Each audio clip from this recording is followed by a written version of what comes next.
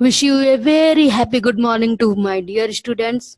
सुप्रभात, जय हिंद। आशा करती हूँ आप लोग सब लोग बहुत अच्छे होंगे और अपने आसपास के लोगों का बहुत अच्छे से ख्याल रख रहे होंगे। ये मैथ्स का दूसरा लेक्चर, डाटा हैंडलिंग का दूसरा लेक्चर आपके सामने आ रहा है। हम लोग डाटा हैंडलिंग में कल कुछ उसके बेसिक्स पढ़े थे। हम पढ़े थे कि डाटा क्या होता है, हैंडलिंग का क्या मतलब होता है। ये दोनों चीजें हम लोग ने पढ़ लिया था कल। और कुछ आगे भी average, central tendency, arithmetic mean, इसके बारे में भी थोड़ा बहुत डिस्कशन किया था। तो उसी डिस्कशन को आज आगे बढ़ाते हुए चलिए आज कुछ और नए टर्म्स जानने को मिलेंगे। तो शुरुआत करते हैं हम अपनी क्लास की। तो एक बार फिर से अपनी क्लास की शुरुआत अरिथमेटिक मीन से ही करते हैं। तो हमने कल पढ़ा था अरिथमेटिक मीन या एवरेज, ठीक है। तो वो दोनों चीजें एक ही है, अरिथमेटिक मीन कहिए या एवरेज कहिए या सिंपली मीन भी इसको कहा जाता है। तो तीनों में से कोई भी वर्ड आपके सामने इन द फ्यूचर, प्रेजेंट में कभी भी यूज हो तो तीनों को एक ही समझिएगा। अरिथमेटिक मीन या एवरेज या मीन, ये तीनों एक ही चीज को रिप्रेजेंट करते हैं। और वो क्या होता है, sum of all data by number of data. जितने भी डाटा आपके पास है उनको सम कर दीजिए और उनके नंबर से उसको डिवाइड कर दीजिए। कल एक एग्जाम्पल मैंने खुद से लेके करवाया था और आज कुछ ये बुक के आपके एनसीईआरटी के एग्जाम्पल्स सॉल्व करते हैं। तो सबसे पहला एग्जाम्पल बहुत ही प्यारा सा एग्जाम्पल है, इसको देख लेते हैं। एग्जाम्पल 1 कह रहा है, आशीष studies for 4 hours, 5 hours and 3 hours respectively on 3 consecutive days. How many hours does he study daily on an average? ये देखिए आपके बुक का एग्जाम्पल नंबर 1 है। एग्जाम्पल नंबर 1 है। इसमें बोला जा रहा है कि कोई एक स्टूडेंट है आशीष, और उसके पढ़ने का जो ड्यूरेशन है वो देखिए क्या है। एक दिन वो 5 hours पढ़ता है, एक दिन वो फर्स्ट 4 दिया हुआ है। एक दिन वो 4 hours पढ़ता है, एक दिन वो 5 hours पढ़ता है और एक दिन वो 3 hours पढ़ता है। तो आपसे पूछा जा रहा है कि how many hours does he study daily on an average. तो ये इसके स्टडी का एवरेज पूछा जा रहा है कि एवरेज वो कितना पढ़ता है। तो सिंपल सा बात है कि क्या करना है, एवरेज निकालना है। एवरेज स्टडी ऑफ आशीष, ये क्या होगा, will be equal to 4 + 5 + 3 by कितने नंबर है, 3। ये क्या है, आर से निकालना है तो आर। तो 4 + 5 9, 9 + 3 12, 12/3, this will be equal to 4 hours on an average. तो एवरेज अगर बोला जाए कि एवरेज वो कितना पढ़ता है तो आप बोलोगे कि वो 4 hours एवरेज पर डे पढ़ता है। आई होप ये चीज क्लियर हो गया होगा। ओके, इसी तरह से सेकंड क्वेश्चन भी दिया हुआ है। Second example, a batsman scored the following number of runs in 6 innings।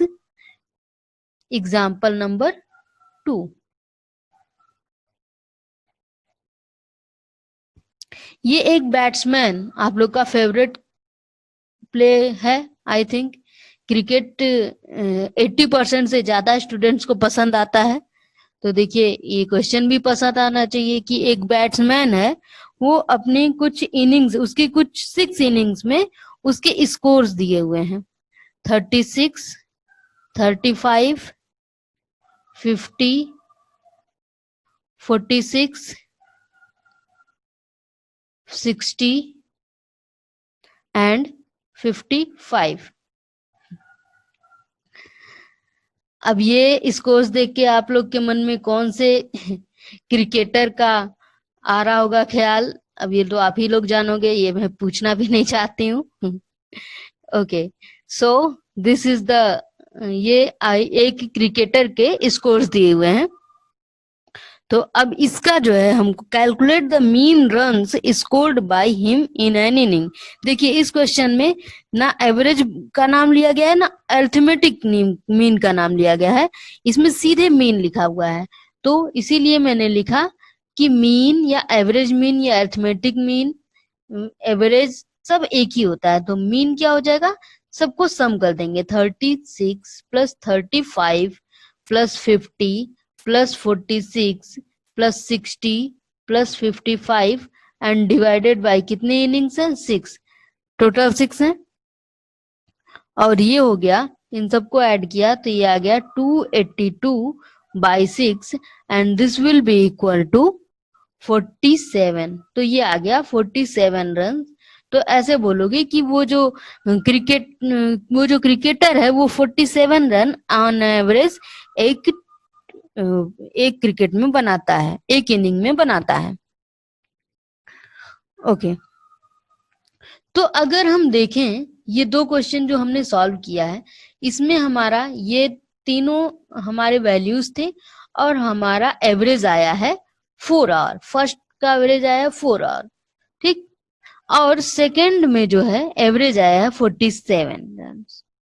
तो अगर एवरेज को अदर डाटा से कंपेयर किया जाए तो 4 आवर्स, ये 4 आवर्स है और यहाँ पे 453, तो ऐसा कह सकते हैं कि जो एवरेज होता है या जो मीन होता है ना सबसे कम होगा ना सबसे ज्यादा होगा। सबसे कम है हमारा 3 और सबसे ज्यादा है हमारा 5।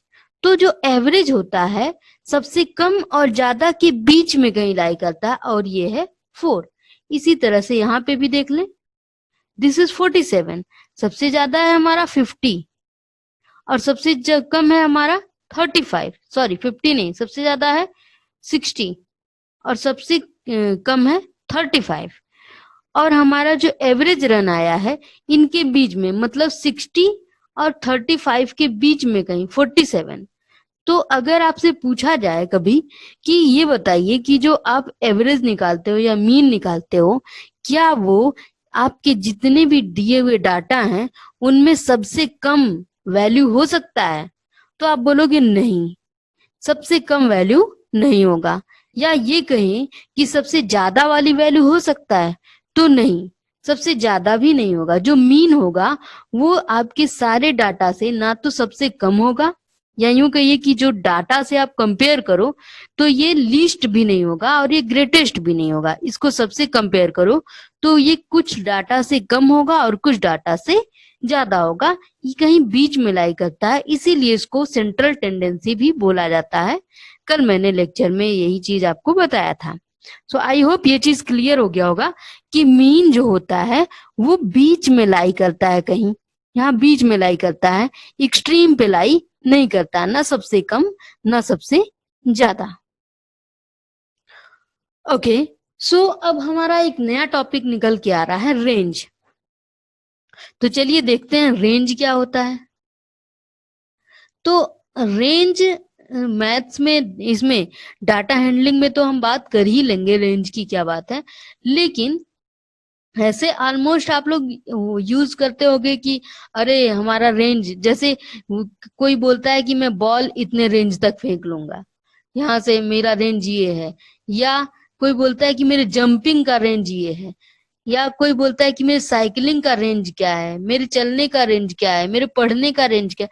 तो रेंज का मतलब क्या होता है कि स्टार्टिंग पॉइंट या मिनिमम पॉइंट जो है और मैक्सिमम पॉइंट, जहां से हम शुरू कर रहे हैं और जहां पे जाके खत्म कर रहे हैं, उसके बीच का जो डिस्टेंस है वही हमारा हो जाता है रेंज। ठीक है, तो अब अगर डाटा में देखें रेंज क्या होगा, तो मैंने क्या बोला, मिनिमम पॉइंट और मैक्सिमम पॉइंट। तो डाटा में भी क्या होगा कि अगर हमारी डाटा, हमको कुछ डाटा दिया हुआ है 26, 25, 23, 16, 15, 10, 60, 45, 55, 50, और बोला जाए कि इसका रेंज निकालिए, तो रेंज निकालने के लिए क्या करना होगा, हमको मिनिमम फाइंड आउट करना पड़ेगा। तो मिनिमम इसमें दिख रहा है ये 10 है और मैक्सिमम है 60। तो ये जो डाटा है वो कहाँ से, मतलब सबसे कम कहाँ तक जा रहा है और सबसे ज्यादा कहाँ तक जा रहा है, उनके बीच का अगर डिफरेंस निकाल लें तो वही हो जाएगा हमारा रेंज। सो रेंज इस डाटा का क्या हो जाएगा, range will be maximum 60 minus minimum 10, 60 minus 10 that is equals to 50।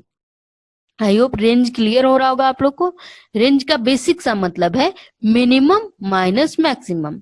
अब मिनिमम माइनस मैक्सिमम ये जो है ऐसे स्कैटर्ड डाटा है, मैंने यहाँ पे डायरेक्ट देख लिया 10 मिनिमम है और 60 मैक्सिमम है, लेकिन जो है अगर हम बेसिकली एक सीरियल वाइज से इसका रेंज निकालना चाहें तो क्या करना होता है, जो भी डाटा है उसको असेंडिंग ऑर्डर या डिसेंडिंग ऑर्डर में अरेंज करना होता है। तो यहीं पे कर लेते हैं इसको असेंडिंग ऑर्डर में अरेंज। तो 10 है, देन 15 है, 16 है, फिर है 23, 25, 26 एंड देन 50, 45, 50, 55 एंड 60। तो अब ये हमारा दोनों एक्सट्रीम पॉइंट्स, इससे ये भी देख ले रहे हैं कि the difference between the extreme points is called range. ऐसे भी कर सकते हैं, जब हमने इसको असेंडिंग या डिसेंडिंग ऑर्डर में अरेंज कर लिया तो हम बहुत आराम से कह सकते हैं कि जो एक्सट्रीम पॉइंट्स होंगे ये हमारा शुरुआत है और ये हमारा अंत है। तो एक्सट्रीम पॉइंट्स के बीच का जो डिफरेंस होगा वही हमारा रेंज होगा। अब रेंज पे बेस्ड भी एक एग्जांपल है, एग्जांपल नंबर 3, उसको देख लिया जाए।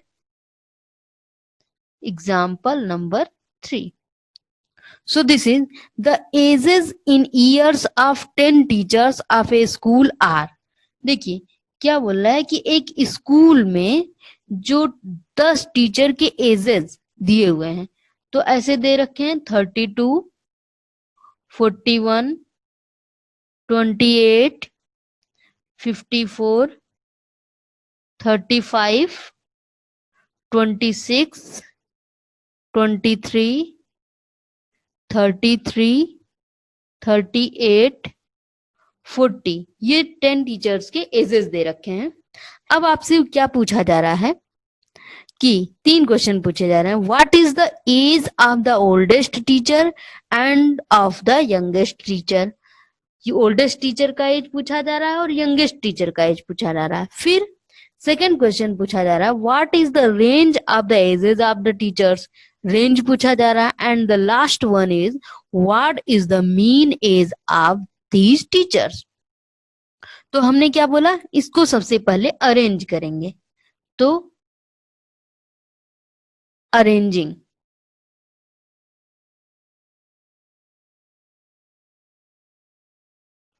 दीज डाटा, तो हम अरेंज करेंगे तो इंक्रीजिंग में अरेंज करते हैं। तो सबसे कम हमको दिख रहा है 23 and then 26 and then 28 and then 32, 33, 35, 38, 40, 41, 41 and now one is left, this is 54, 1 2 3 4 5 6 7 8 9 10। Okay, ये अरेंज हो गया। तो इसमें दिख रहा है लीस्ट क्या है 23 और ग्रेटेस्ट क्या है 54। तो फर्स्ट क्वेश्चन का आंसर निकल गया कि ओल्डेस्ट एज जो है 54 है और यंगेस्ट टीचर का एज है 23। सेकेंड क्वेश्चन का आंसर क्या हो जाएगा, रेंज। रेंज क्या हो गया, हाईएस्ट, तो ये 54 और lowest -23, 54 -23, this is 31 years। Next last है कि mean of this teacher, mean age of this teacher. तो अब इनको ऐड करना होगा, तो ये हो गया मीन इक्वल टू, तो सबको ऐड कर देते हैं 23 + 26 plus 28 plus 32 plus 33 plus 35 plus 38 plus 40 plus 41 plus 54 divided by 10 and this will be equal to, इनका सम हो जाएगा 350 and divided by 10 and this is equals to 35। तो हम ये कह देंगे कि मीन एज जो है वो 35 है। तो इसको ऐसे अगर बोला जाए कि ये स्कूल में 10 टीचर हैं तो बताइए टीचर्स की एवरेज एज क्या है, तो हम बोल देंगे कि टीचर्स का एवरेज एज है वो 35 है। आई होप ये चीजें क्लियर हो रही होंगी आप सबको। अब आता है आपका एक्सरसाइज 3.1। 3.1 में आपका फर्स्ट क्वेश्चन रेंज निकालने को दिया हुआ है, सेकेंड क्वेश्चन भी कुछ उसी से सिमिलर है। सो अब ये आपका एक्सरसाइज हो जाता है कि आप एक्सरसाइज 3.1 लगाएं और ये लगाने के बाद फिर जो नेक्स्ट क्लास होगा इसके सारे आपके प्रॉब्लम्स हम डिस्कस करेंगे। सो पढ़ते रहिए, मस्त रहिए, आसपास के लोगों का ख्याल रखिए, अपना ख्याल रखिए। जय हिंद, जय भारत।